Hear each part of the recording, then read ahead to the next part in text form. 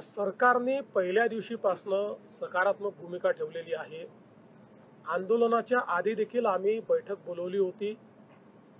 आपण चर्चा करून यातनं ज्या गोष्टी शक्य आहेत त्या करू अशा प्रकारे आम्ही सांगितलं होतं।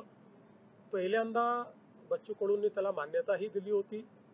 त्यानंतर त्यांनी अर्ध्या रात्री मला संदेश पाठवला की लोक जमा होतील, आम्ही असणार नाही, याच्यामुळे अडचण होऊ शकते, त्यामुळे आम्ही काही बैठकीला येऊ शकणार नाही। त्यामुळे मग आम्ही ती बैठक रद्द केली। आजही बावनकुळे साहेबांनी त्यांच्याशी संपर्क केलेला आहे। शेवटी त्यांनी इतके वेगवेगळे प्रश्न मांडलेले आहेत, ते प्रश्न असे नुसते आंदोलनाच्या माध्यमातून त्या ठिकाणी सोडवू शकू अशी परिस्थिती नाही आहे। त्याच्यावर चर्चा करून त्याचा रोडमॅप तयार करावा लागेल। त्यामुळे त्यांना चर्चेचं निमंत्रण देखील आम्ही दिलेलं आहे।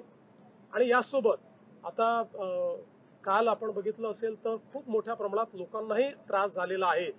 रस्ते अडवल्यामुळे पेशंट्सचं खूप मोठी ओरड आपल्याला पाहायला मिळाली। अनेक लोकांनी सोशल मीडियात पोस्ट केलेलं आहे की कशा प्रकारे त्यांच्या पेशंट्सला वगैरे त्या ठिकाणी त्रास झालेला आहे। त्यामुळे माझं आव्हान आहे की त्यांनी चर्चा करावी, अशा प्रकारचं डिस्ट्रप्शन करू नये, लोकांना त्रास होईल अशा प्रकारच्या गोष्टी त्या ठिकाणी करू नये।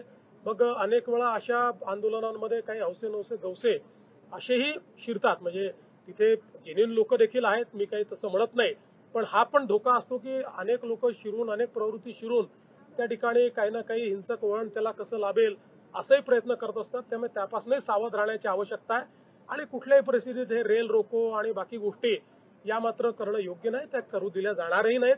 त्यामुळे आमचं स्पष्ट आव्हान आहे, शेतकऱ्यांच्या प्रश्नावर आम्ही सकारात्मक आहोत। या सरकारने 32,000 कोटी रुपयाचं पॅकेज दिलंय, पैसे आज शेतकऱ्यांच्या खात्यामध्ये आम्ही देतो आहोत। त्यामुळे सगळ्या प्रकारच्या चर्चेची सरकारची तयारी आहे, चर्चा करावी आणि त्यातनं मार्ग काढावा। सरकारने अतिशय स्पष्ट भूमिका त्याच्यात मांडली आहे। आम्ही त्याची कमिटी पण तयार केलेली आहे।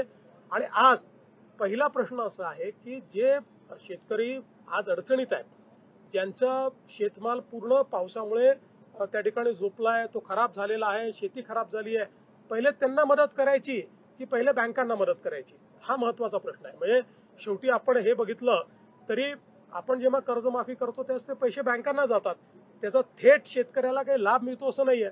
त्यामुळे आज पहिल्यांदा शेतकऱ्याच्या खात्यावर पैसे दिले पाहिजेत। नंतर आम्ही कधीच कर्जमाफी करणार नाही अशी भूमिका घेतलीच नाहीये।